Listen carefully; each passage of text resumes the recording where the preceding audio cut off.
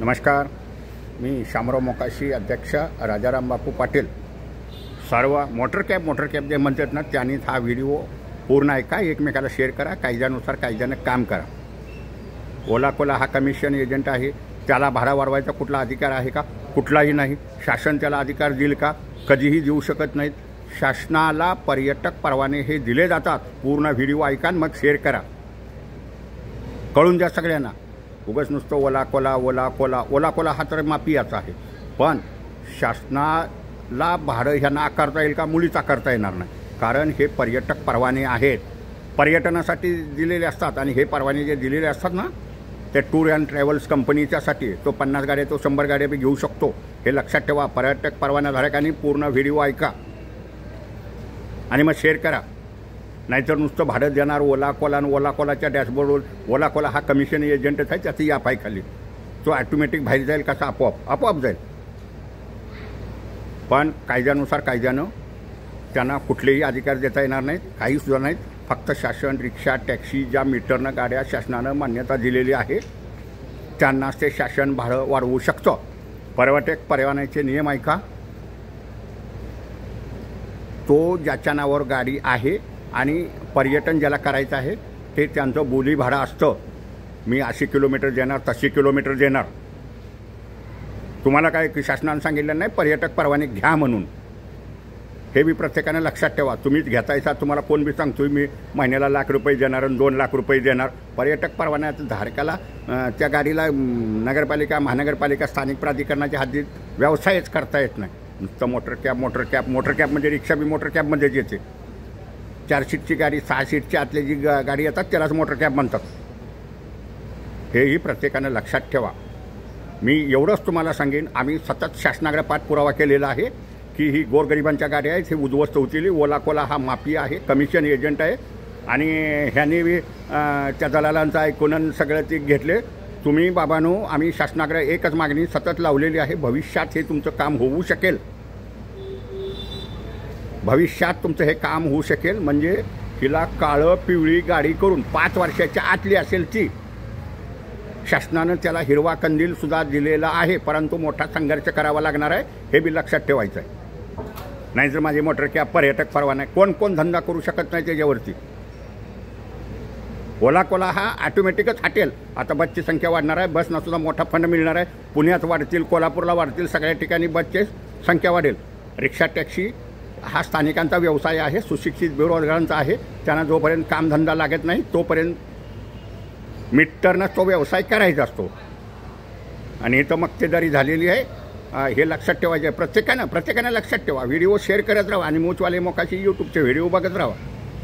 तर तुम्ही लायसन बिल्ले काढून शासनाकडं हाच पाठपुरावा केला तर आमच्या पर्यटक परवान्याच्या गाड्या आहेत, आम्ही परवाना करतो. 5 वर्षातल्या आतल्या ज्या गाड्या आहेत, 4.5 वर्षाच्या, 4 वर्षाच्या, ह्या गाड्याला आम्हाला मीटर बसवून आम्ही मीटरनं व्यवसाय करतो.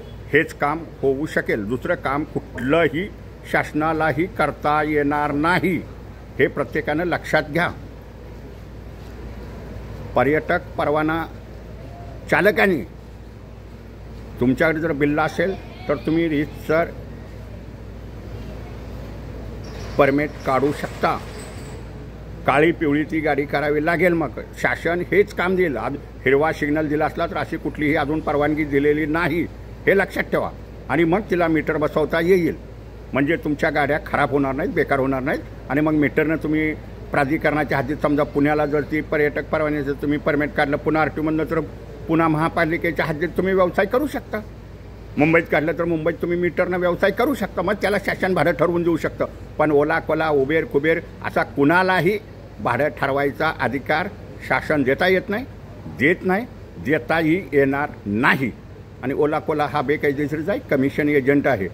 मी एवढंच पर्यटक परवान्याचे जे गाड्या चालवतात त्यांना एवढंच सांगणार आहे, भविष्यात हे काम होऊ शकेल की ह्या गाड्यांची काळी पिवळी गाडी करून त्याला मीटर बसवता येतील 5 वर्षाच्या आतल्या. पण तुमच्याकडे लायसन बिल्ला ह्या सगळ्या गोष्टी लागणार आहेत आणि त्याच्यासाठी संघर्ष करावा लागणार आहे. तेही ज्यांच्या गाड्या 5 वर्षाच्या आतल्या, म्हणजे 4.5 वर्षाची जर गाडी असेल, 4 वर्षाची असेल, 3 वर्षाची असेल, तर त्या इरादापत्राच्या आधारे त्याच्यावरती हे काम होऊ शकेल. हे प्रत्येकानं लक्षात ठेवा.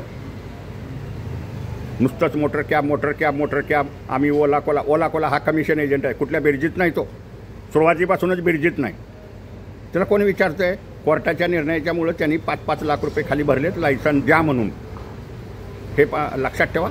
आणि पर्यटक परवान्याच्या गाडीला स्थानिक व्यवसाय करता येत नाही. ज्या प्राधिकरणानं परमिट घेतलेलं आहे, समजा मुंबईतनं परमिट घेतलं आहे, तुम्हाला मुंबईची गाडीच चालवता येत नाही. तुम्हाला भाडं घ्यावं लागतं कोल्हापूर सोलापूर, आणि तो मालक आणि तो पर्यटक ह्यांनी बोली भाडं ठरवायचं असतं आणि जायचं असतं. त्यानं किती बी घेऊन द्या, त्याला परवडत असलं तर जाईल. हे लक्षात ठेवा.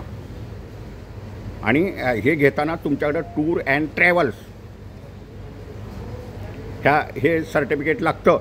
तुमची कंपनी आहे म्हणून मग तुम्ही 5 गाड्या 10 गाड्या ह्या सगळ्या 50 गाड्यासुद्धा घेऊ शकता असा. शिवाय